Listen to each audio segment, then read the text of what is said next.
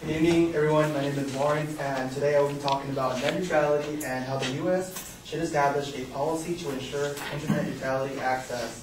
I will start by defining it from two different sources.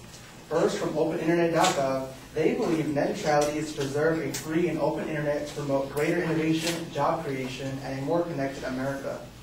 According to Ray Lin of the UC Berkeley Technology Center, with net neutrality, you don't prioritize the information of yours over others. In essence, no bit of information should be prioritized over another, and a particular audience will not be focused on, and instead, everybody's equal. Currently, net neutrality is the First Amendment issue of our time. According to Senator Franken of Minnesota, once only the government could threaten your First Amendment rights. Today, corporations can. Net neutrality is the First Amendment issue of our time. If we don't stop them, mega corporations will control all content. First, currently without net neutrality, it's not fair that certain groups of people face tiered internet service. According to Ray Lin, it was not until recently that the merger of two telecommunications companies, AT&T and SBC, where talks of tiering the internet came into light. These companies proposed that there should be a high-speed tier to their networks, where some services be favored over others. The desire to stop tiering from taking place is the main reason interest in net neutrality has ballooned in the last few years. This tiered service is a problem. At first glance, it seems fine. Companies that pay more get faster service. However, this goes against what the internet was actually built on. The general gist of this is that all control of what goes through the internet should be controlled by the producer and the end user, not the intermediary ISP network provider that controls them. By being able to regulate who gets to use faster, more reliable service, that would create what Tim Wu of the Columbia Law School calls the Tony Soprano business model. Now, public infrastructure today doesn't discriminate, so why should internet providers? According to Mr. Laupo of mobile.com, basic public infrastructure such as subways, buses, telephone companies are not allowed to discriminate, restrict, or differentiate common access. And this is a core concept behind net neutrality as well.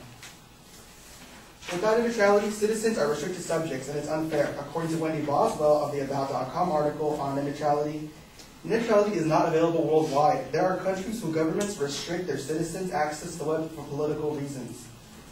2. In our present system, there are inequities for entrepreneurs, small businesses, and consumers. Here's how. A scenario by Broadband Reports was laid out. Assume you want to make a phone call to a small business called Joe's Pizza, and then you have Pizza Hut down the street. You call Joe's Pizza, you get a message saying you'll be connected to Joe's Pizza in a little bit, but if you like, Pizza Hut is ready for you right away, and that's the problem with net neutrality, is that certain websites can be loaded faster than others just because they shell out extra money to ISPs. We don't want net neutrality abolished. We want it happening. Wendy Boswell says, net neutrality is a foundation of freedom that we enjoy on the web. Losing that freedom can result in consequences such as restricted access to websites and diminished download rights, as well as controlled creativity and corporate governed services. The internet should stay as a neutral-based medium. According to open ideology, the internet and the web have no centralized governance, and it is the most neutral-based medium today and in history. In fact, in other words, it doesn't have a say on what comes and goes. With net neutrality, we can level the playing field.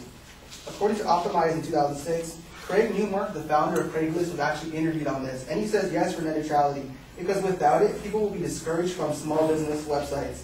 As it stands, the internet lets people help one another and do business with each other, because it's a level playing field. However, fairness on the net is being threatened by big telecoms, who have already mentioned their interests are best served by getting companies to pay for special privileges.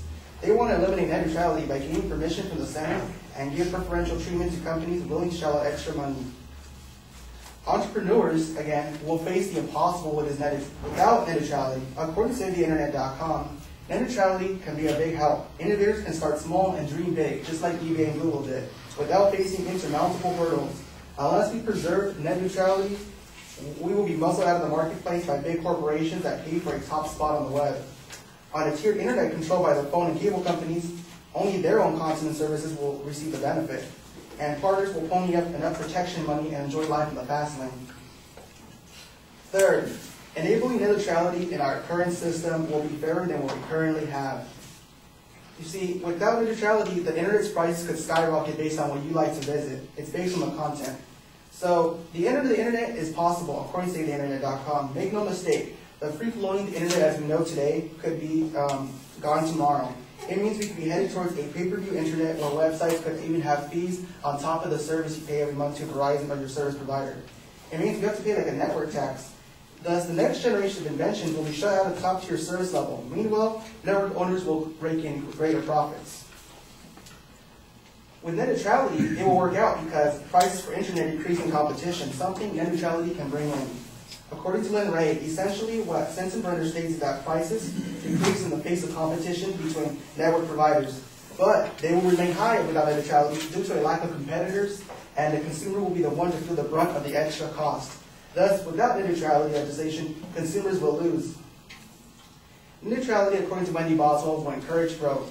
It is the reason that the web has grown at such a phenomenal rate since it was created in 1991 by Tim Berners-Lee.